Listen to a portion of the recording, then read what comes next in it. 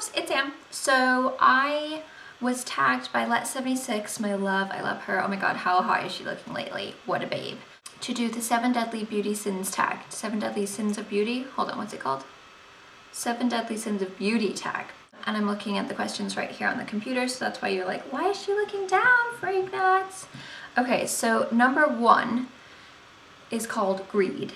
What is your most inexpensive beauty item? My most inexpensive was when Physicians Formula was having that coupon. It was like $5 off or something. And I ended up getting this, I think it was like 40 cents. It's the Brow Definer Physicians Formula. It's just an eyebrow pencil.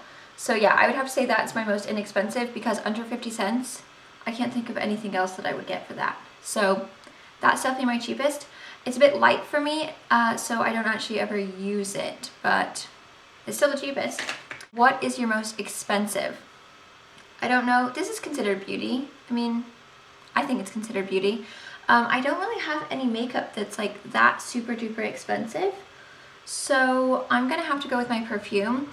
And I still did actually get a deal on this. This is my Michael Kors perfume. Originally, I think it's about $90 at Sephora, but we did find this at Sam's Club, the full size, same exact stuff for $65.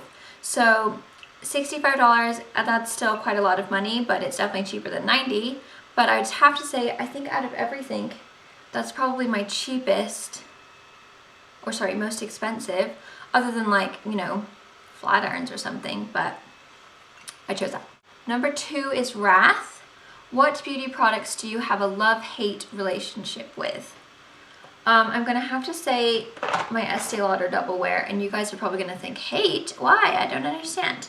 If you guys have been watching me, I've worn this for such a long time. It's the Estee Lauder Double Wear Stay in Place Foundation. This is in the color Sand. The love part of it is that it stays on all day, it has great coverage, it's really, really great for oily skin, and it's really great for paler or, you know, fairer people because they have a great range of colors and a great kind of lighter spectrum of colors.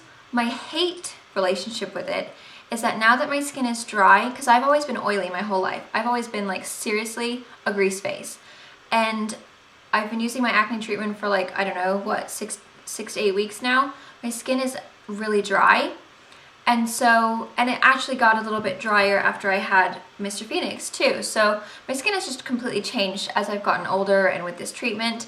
And so now my skin is dry, and this does not mix well with dry skin, at least on me. It just, throughout the day, it just looks so kind of dry and cakey, and oh, it just doesn't look good on dry skin. I don't know what it is. I love this foundation normally. It's my favorite foundation, but on me right now, it just does not look good. It feels tight. It feels uncomfortable. It does not photograph well. With flash photography, oh my gosh, you have the worst white cast ever. You just look like a total vampire ghost, and I just don't like that. So that's my love-hate. So I definitely recommend if you are oily or combination or even normal and you like a full coverage foundation that's gonna last all day long, definitely check it out. If you're dry, I wouldn't recommend it. Try it out, you might like it, but for me, it's just, oh, I try it every single time, and then throughout the day, I look at my face and I think, oh, you look horrible, and it gets stuck in I just look like a dried up old haggard, you know? Oh, I hate that. So that is why I picked that one. What product has been the hardest to get? I really haven't had really that hard of a time getting any products for the most part, but I would have to say this would be the hardest because I went to order it and it was sold out, and then I had to wait for it to be restocked. So that was the Urban Decay Naked 2, but again, I just had to wait a while, so I wouldn't say that's hard, but you know, harder than normal because you can't just go and get it. And our Sephora is total poop. It never has anything new, so I have to order it online, and that's what it looks like. So that's been the hardest. Okay, number 3, Gluttony. What are your most delicious beauty products? Delicious. Well, I do eat my makeup a lot, so no, I'm just kidding. I'd have to say probably my Essence of Beauty lip butter in Strawberry Banana. This is like my favorite lip butter. It smells so good. It's just so like fruity. It smells just like a strawberry banana smoothie. when it's on my lips, I kind of want to eat it. I don't know, I wouldn't say it tastes good. It doesn't taste good, but it smells like you want to eat it. And that's my version of delicious. There was Philosophy has a really delicious, I think it's like hot chocolate or chocolate cake or something body wash. Me and Jay got it a few years ago and oh my gosh, it smells so good. It smells just like chocolate cake. And every time we took a shower, I totally wanted to eat it. So that would be a good one, but I don't actually have it anymore. Okay, number 4, sloth. What beauty products do you neglect due to laziness? I'm gonna have to say my, whoopsie doodle, oh, for God's sake, my GK hair curling wand, because, well, now my hair is a bit shorter. It's a little bit harder to use, but I just find that you have to put your glove on. I love the way it makes my hair look when I'm done. I love the curls it gives, but I just feel like it just takes a little bit longer than I can be bothered with or that I have time for. So that's definitely my my lazy product, because I love it. Whenever I use it, I think, oh, my hair looks so nice, but it's a little bit more time consuming for me anyway. So that's got to be that one. 5 is pride. What beauty product gives you the most self-confidence? And I'm gonna have to say foundation, which for me right now has been the Maybelline Dream Smooth Mousse, even though it did give me a zit, the little sucker. That's definitely foundation. I don't want to leave the house without foundation.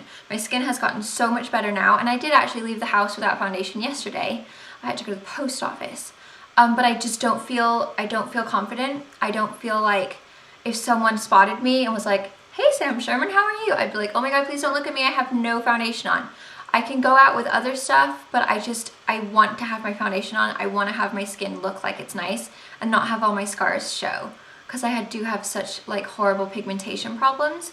So that would definitely have to be number 1. And then number 2 would have to be mascara, because my eyelashes are a bit poop without it. So my Maybelline XXL Pro extensions, definitely, because then it's like woo, and my eyes look so much better, because I do have quite round eyes, and they are kind of